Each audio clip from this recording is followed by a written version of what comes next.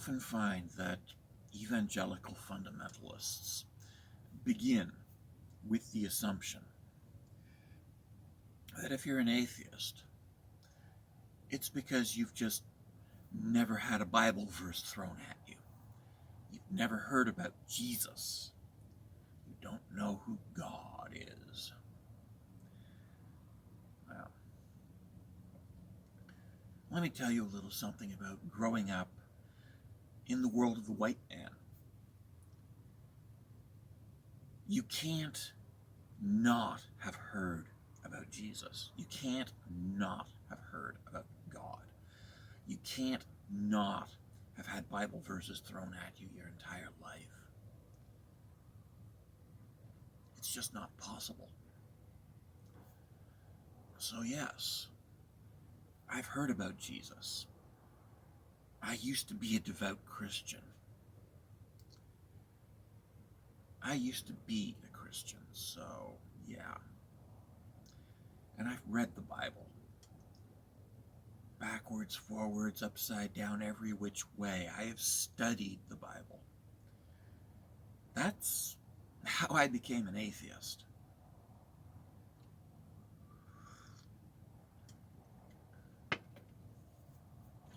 Actually, reading the Bible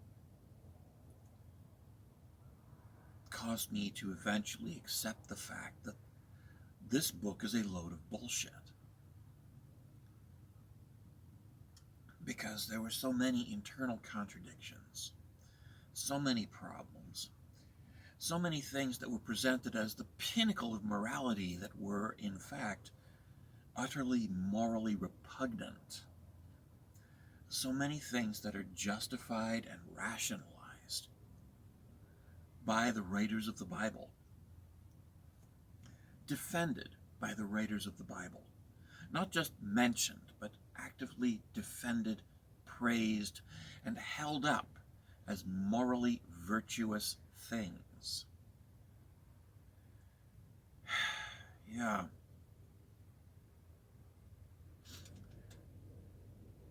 And I also learned that a lot of the Bible was plagiarized from older sources. A lot of what is in the Bible predates the Bible and was borrowed from other people who didn't believe in Jesus and who had completely different religions. But they were compelling stories, and so the people who were writing the Bible borrowed them, changed the names, and included them in their storybook.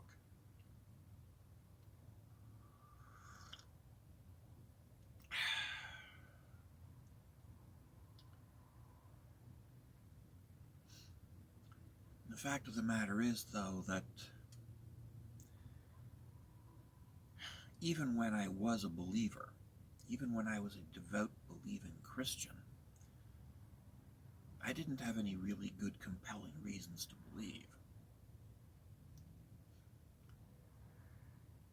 And there were things that I should have taken as hints, things that I should have accepted and acknowledged as being very good reasons to have doubts.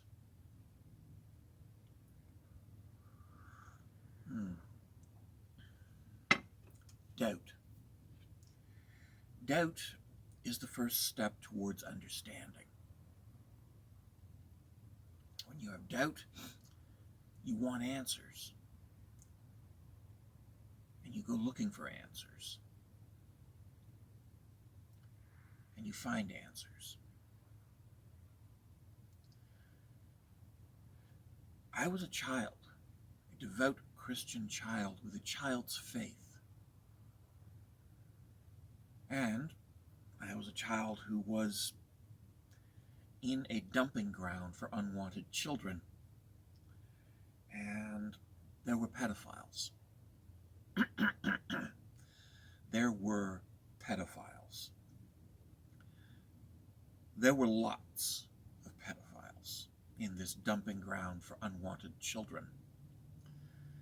And those pedophiles, well, they looked at us and they saw a smorgasbord. Yes, they saw a smorgasbord. All those little children who had been thrown away, who had been deemed garbage. And apparently, I was a cute kid. I don't really remember, but the pedophiles definitely thought that there was something about me that they liked. Maybe it was the fact that I always prayed. Maybe it was the fact that when I would scream in terror and agony as they were sodomizing me, I would always beg Jesus to save me.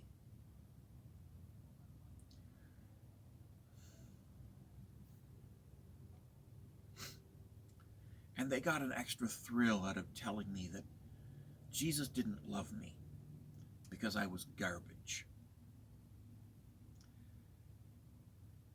Which always hurt me just a little bit more. Because, let's face it, the big thing with these pedophiles isn't just the sex, it's the hurting of a child, the infliction of pain, the causing of suffering.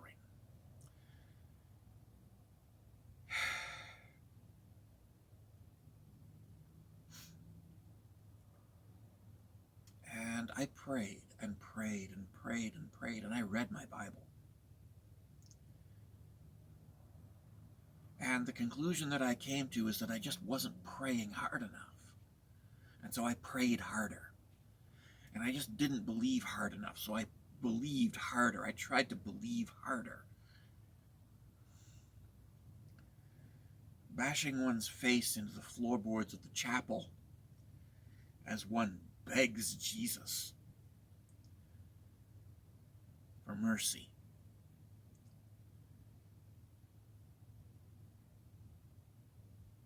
That's a child's faith put to the ultimate test. And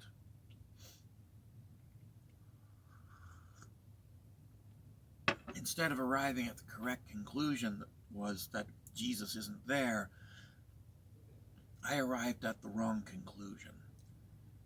That Jesus is there, but that I, the child, was a bad child, and that I deserved what was being done to me. And that I was, in fact, the worthless garbage that the pedophiles told me I was.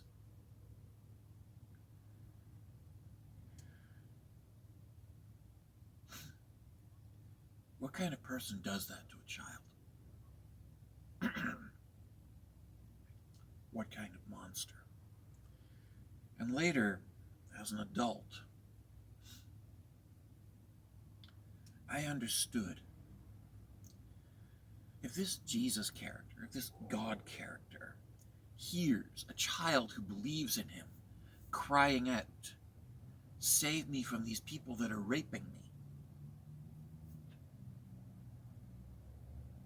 shouldn't he intervene? Shouldn't he step up and do something about it? Because I would. I did. When I was 22 years old, I kicked down a door to save a child. I was arrested. I was imprisoned for rescuing that child. I was beaten by police for rescuing a child. Why? Because unlike Jesus, I could not sit idly by and let a child be raped.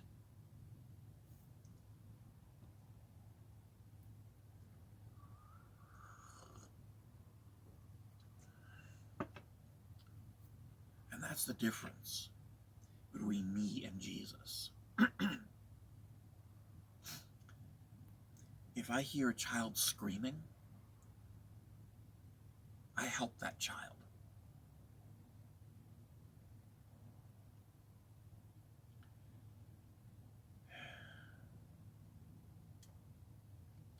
Of course, by then I had already left Christianity behind. I had escaped.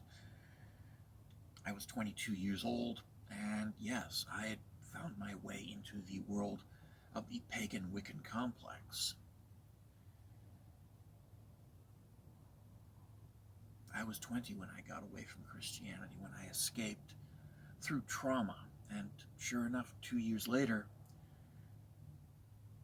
I showed that I was better than Jesus. I was better than God.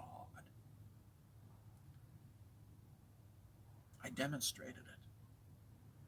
I was morally superior to the character called God.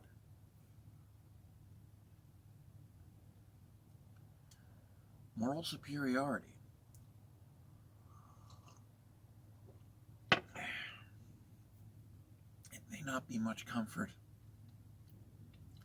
but when you're sitting in a cell and police are chuckling about how they can make up any lie they like to justify what they're doing to you, having a sense of moral superiority is a comfort. And I stood by that comfort, and I will always stand by that comfort. I am morally superior to Jesus. I'm also morally superior to all those cops, but yeah, yes. Yeah.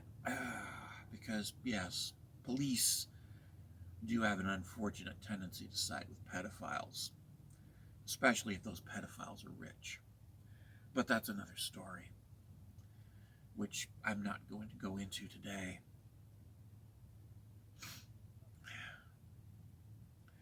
It did take me a few more years, but yes, by the time I was 35, I was an atheist. I had arrived at atheism, and I had arrived there by studying every religion that I could find and finding out that they were all equally bullshit. Yeah.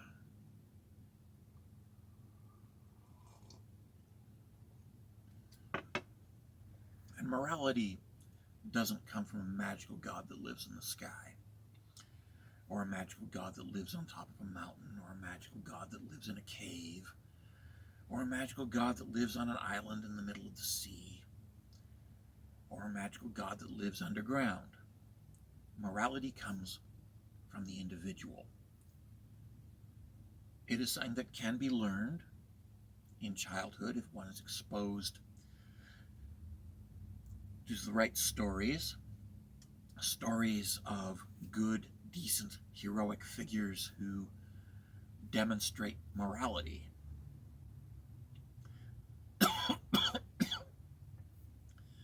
And if one is raised in an environment where morality is held up as a virtue, and if one already has that core, that central core of basic moral goodness, which unfortunately religion and capitalism both seek to stamp out. I shouldn't say religion, I should say Abrahamic religion.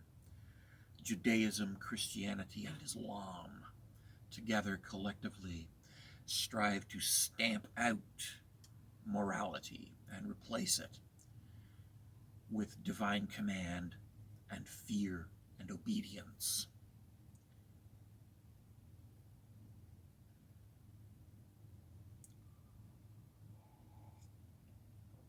And those three religions are, yes, I will say this, poison. They are poison to children. They poison the soul of children.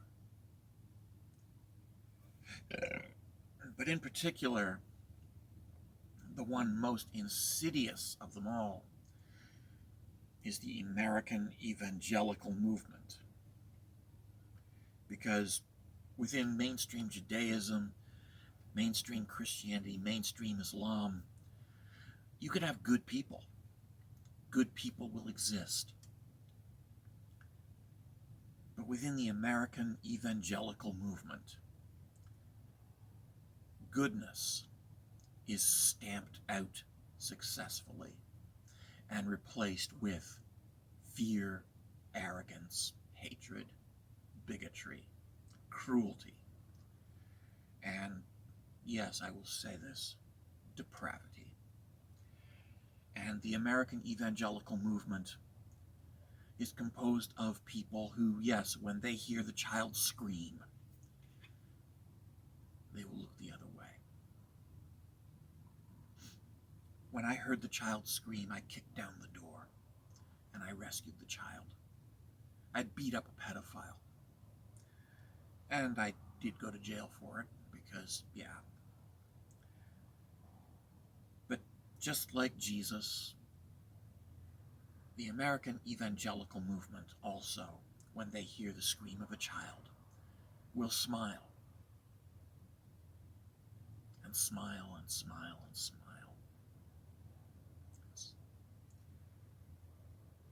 Because that's what they love to hear, the screams of children.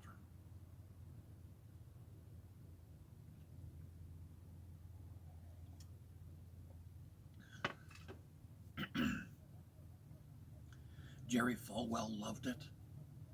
Pat Baker still loves it. Kenneth Copeland still loves it.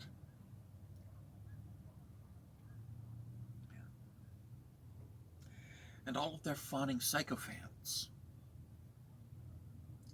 still love the sound of the screams of children.